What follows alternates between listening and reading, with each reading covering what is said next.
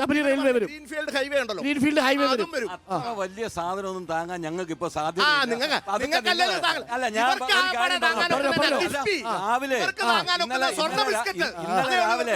ഇന്നലെ രാവിലെ നമ്മൾ തമ്മിൽ കണ്ടില്ലേ,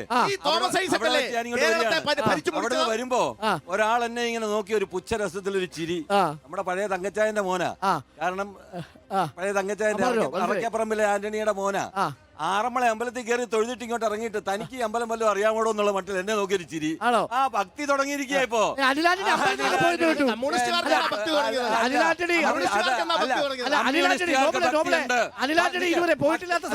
കമ്മ്യൂണിസ്റ്റ് പാർട്ടി ഭക്തിയുള്ളവരുടെ അല്ല പറയട്ടെ ഭക്തിയുള്ളവരുടെ ഉൾപ്പെടെ പാർട്ടിയാണ് കമ്മ്യൂണിസ്റ്റ് പാർട്ടി.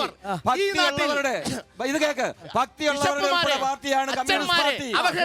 ഭക്തി ഉൾപ്പെടെയുള്ളവരുടെ പാർട്ടിയാണ് കമ്മ്യൂണിസ്റ്റ് പാർട്ടി. ഭക്തി ഉൾപ്പെടെയുള്ളവരെ സംരക്ഷിക്കുന്ന പാർട്ടിയാണ് കമ്മ്യൂണിസ്റ്റ് പാർട്ടി. അനിലാന്റണി അമ്പലത്തിലൊക്കെ പോയെന്ന് പറയുന്നത്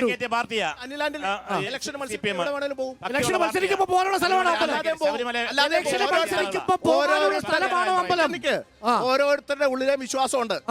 ഇലക്ഷൻ വരുമ്പോ മാത്രം ഞാനൊരു വിശ്വാസിയാ. ആരാന്നറിയാമോ? അത് പഠിക്കണം മോനെ. അവരൊക്കെ ശബരിമല കയറ്റാൻ വേണ്ടിട്ട് അവിടെ ഒരു കാര്യം പറഞ്ഞു. അനിലാന്റണി അമ്പലത്തിൽ പോകുന്ന എന്താണെന്ന് ചോദിച്ചപ്പോൾ അദ്ദേഹം പറഞ്ഞത് അറിയോ, തെരഞ്ഞെടുപ്പ് ആകുമ്പോൾ അവിടെ ഒക്കെ പോകുന്ന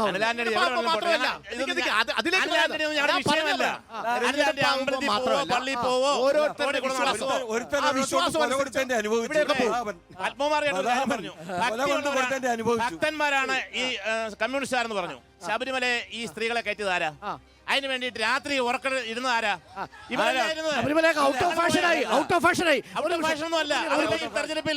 തെരഞ്ഞെടുപ്പിൽ അതെല്ലാം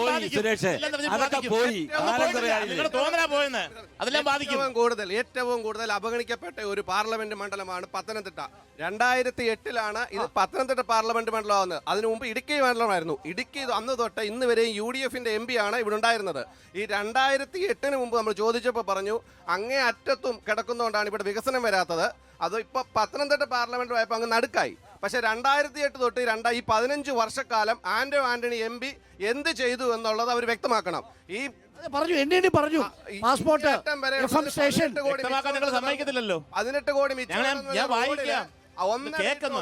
3 ബസ് സ്റ്റോപ്പ് വീതം, അതായത് ഹൈവേ അതോറിറ്റിയുടെ ബസ് സ്റ്റോപ്പ് എന്ന് അവിടെ തദ്ദേശ സ്ഥാപനങ്ങൾ വെച്ച ബസ് സ്റ്റോപ്പ് അതിനോട് ചേർന്ന് പത്തനംതിട്ട റിംഗ് റോഡിലെ 3ാമത്തെ ബസ് സ്റ്റോപ്പും വെച്ചേക്കുക. 3 അടുത്തത് പാസ്പോർട്ട് സേവാ കേന്ദ്രം പറയുന്നു.